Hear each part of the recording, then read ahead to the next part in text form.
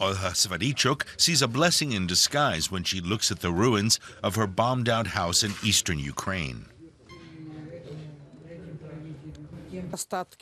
This is what's left of the old house. Luckily, we have some good people who are helping us build a new one.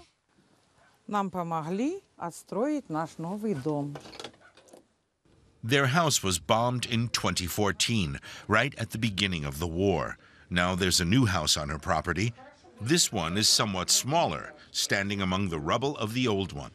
Financed with international aid, it's the first of 30 houses that are being rebuilt in Lysychansk on the eastern Ukrainian front. Still, signs of the war are everywhere. One glance in the garden is enough. Back then, I was coming home from work. I opened the door, and this thing was sticking out of the floor.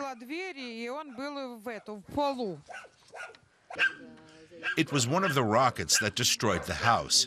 Almost 2 meters long, it's a symbol of the murderous war waged against civilians in eastern Ukraine.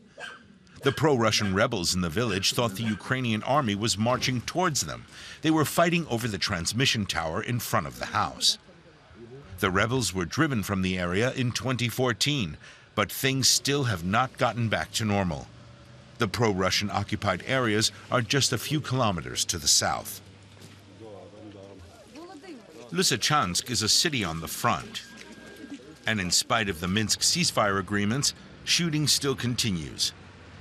That's why Olha Svarichuk is still scared.